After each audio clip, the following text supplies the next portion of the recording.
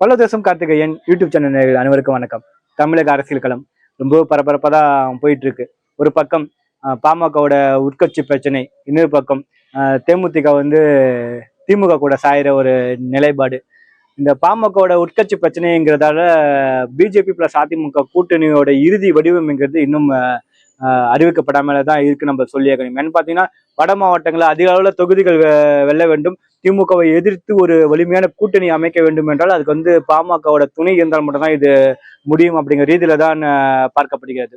இந்த நேரத்துல தான் பாமகவோட உட்கட்சி பிரச்சனை இன்னும் ஒரு 2 வாரங்கள்ல கண்டிப்பா சரி செய்யப்படும் அப்படிங்கிற ரீதியில் தான் பார்க்கப்படுகிறது. கண்டிப்பா பாமகவோட 95% தேர்வு பார்த்தீங்கன்னா அது அதிமுக கூட்டணியாக தான் இருப்பதற்கான வாய்ப்புகள் அதிகம். கண்டிப்பா அதுல எவ்விதமான மாற்றமும் இருக்காது அப்படிங்கிற ரீதியில் தான் பார்க்கப்படுகிறது. இன்னொரு பக்கம் பாத்தீங்கன்னா தேமுதிக திடீர்னு பாத்தீங்கன்னா தேமுதிக அதிமுக கூட்டணிக்கு தான் போகும் அப்படிங்கிற ரீதியில தான் பார்க்கப்படுது. திடீர்னு பாத்தீங்கன்னா தேமுதிக திமுக பக்கம் கொஞ்சம் சாய்வதற்கான ஒரு வாய்ப்பு இருக்குன்னு தாங்கிற மாதிரி தான் பார்க்கப்படுகிறது.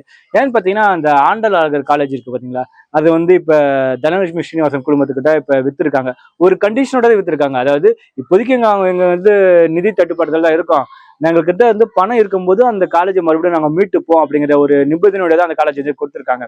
இந்த ரீதியில தான் திமுக இதை வைத்துதான் கொஞ்சம் தேமுதிக வளைக்க பிளான் போட்டிருக்காங்க. அதுன்னு ஒரு பகுதியா தான் தமிழ்நாடு காங்கிரஸ் கமிட்டியோட தலைவர் செல்வ பெருந்தகை அவர்கள் தேமுதிக இது மாதிரி இந்தியா கூட்டணிக்கு வந்தீங்கன்னா கொஞ்சம் நல்லா தான் இருக்கும், நீங்க எங்க கூட்டணிக்கு வாங்க அப்படிங்கிற மாதிரி ஓப்பன் ஸ்டேட்மெண்ட் விட்டுருக்காங்க. அது மட்டும் இல்லாம தேமுதிகவும் ஒரு சமிக்கை செய்யற மாதிரி ஒரு விஷயம் சொல்லியிருக்காங்க. அதாவது கலைஞருக்கும் கேப்டனுக்கும் இடையமான நட்புங்கிறது ரொம்ப ஆழமானது அப்படிங்கிற ரீதியில ஸ்டேட்மெண்ட்லாம் விட்டதெல்லாம் பார்த்தோம். அதுக்கப்புறம் திமுகவோட பொதுக்குழு நடந்த விஷயத்தெல்லாம் நம்ம பார்த்தோம்.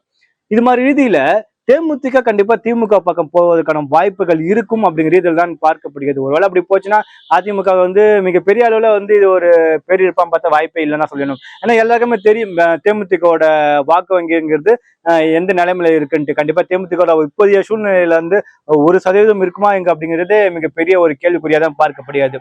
இந்த நேரத்தில் தான் நம்மளோட விஜய் அவர்களோட தாவக கட்சி பாத்தீங்கன்னா ரொம்ப போர்ஸா தான் செயல்பட்டு இருக்காங்க நம்ம சொல்லியாக்கணும். எந்த விஷயத்துல பாத்தீங்கன்னா முஸ்லீம் பிளஸ் கிறிஸ்தவர்களோட வாக்கு வங்கியை எப்படியாச்சும் திமுக கிட்ட பறித்து விட வேண்டும் அப்படிங்கிற ரீதியில தான் அவர்கள் செயல்பட்டு இருக்காங்க. அதன் ஒரு பகுதியா தான் வக்ஃப் போர்டு சட்டத்தை தீவிரமாக எதிர்ப்பதாக ஒரு நிலைப்பாட்டுல தான் டிவிக்கோட கட்சிங்க தொடர்ச்சியா செயல்பட்டு இருக்காங்க நம்ம சொல்லியாகணும். இது ஒரு புறம். ஒருவேளை இந்த திமுகவோட வாக்கு வங்கியை விஜய் அவர்கள் பிரிச்சாங்கன்னா கண்டிப்பா அது அதிமுக கூட்டணிக்கு மிகப்பெரிய அளவுல ஒரு வெற்றி வாய்ப்பாக அமைவதற்கான வாய்ப்புகள் இருக்கு. ஏன்னு பாத்தீங்கன்னா திமுகவோட மிகப்பெரிய பலமே முஸ்லீம் மற்றும் கிறிஸ்தவ வாக்குகள் மொத்தமா அவர்களுக்கு வீழ்றதுதான். அதை திமுகவோட ஓட்டையில டிவிக்கு விஜய் அவர்கள் கண்டிப்பா ஓட்டை போடுவார் அப்படிங்கிற ரீதியில தான் பார்க்கப்படுகிறது. பார்ப்போம் எதிர்வர அரசியல் அப்படிதான் தோணுது. இன்னொரு பக்கம் பாமக ஒருவேளை அதிமுக கூட்டணிக்குள்ள போய் சேர்ந்துட்டாங்கன்னா கண்டிப்பா திமுகவுக்கான அந்த முடிவுரைங்கிறது கண்டிப்பா எழுதப்படுவதற்கான அனைத்து வாய்ப்புகளும் இருக்கு. ஏன்னா இப்ப இருக்கிற கால நிலவரம் கண்டிப்பா பாத்தீங்கன்னா திமுகவுக்கு எதிராக தான் அதிக அளவுல இருந்துட்டு இருக்கு. அதே நேரத்துல அதிமுக பிளஸ் பிஜேபி பிளஸ் பாமகவோட கூட்டணி ஒருவேளை தேமுதிகவும் அதிமுக கூட்டணி இணைஞ்சாங்கன்னா கண்டிப்பா இது ஒரு வெற்றி கூட்டணியாக தான் பார்க்கப்படும். ஏன்னா 2021 தேர்தல் பாத்தீங்கன்னா மிக சொற்பமான, அதாவது ஒரு 3% வாக்குகள் வித்தியாசத்தில் தான் திமுக ஜெயிச்சிருக்கு. அதே நேரத்தில் 2024 தேர்தலும் பாத்தீங்கன்னா அதிமுக கூட்டணி ஒரு பக்கம், பாமக பிஜேபி கூட்டணி ஒரு பக்கம், திமுக கூட்டணி ஒரு பக்கம்.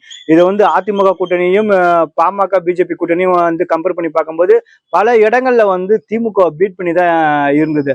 அந்த ஒரு வெற்றி வாய்ப்பு கண்டிப்பா 2026ல இந்த கூட்டணி அமைப்பதற்கான ஒரு முன்வைப்பு கண்டிப்பா நடைபெறுவதற்கான அனைத்து வாய்ப்புகளுமே இருக்குன்னு தான் நம்ம சொல்லி ஆகணும். கண்டிப்பா பார்ப்போம் இந்த வெற்றி கூட்டணி அதிமுக பிளஸ் தேமுதிக பிஜேபி பாமக இந்த மாதிரி கூட்டணிகள் ஒன்றிணைந்தாங்கன்னா கண்டிப்பா திமுகவுக்கு மிகப்பெரிய அளவுல ஒரு சவால் அளிக்கக்கூடிய ஒரு தேர்தலாக தான் 2026 தேர்தலுங்கிறது கண்டிப்பா அமைவதற்கான அனைத்து வாய்ப்புகளும் இருக்கு.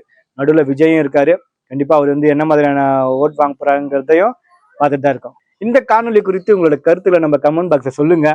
மேலும் இந்த கூட்டணி அமைவதற்கான வாய்ப்புகள் இருக்கா, அப்படி இல்லைன்னா இந்த கூட்டணியில மேலும் சில கட்சிகள் இணைந்தால் சிறப்பாக இருக்கும் அப்படிங்கிற ரீதியில உங்களுடைய கருத்துக்களை நம்ம கமெண்ட்ல சொல்லுங்க.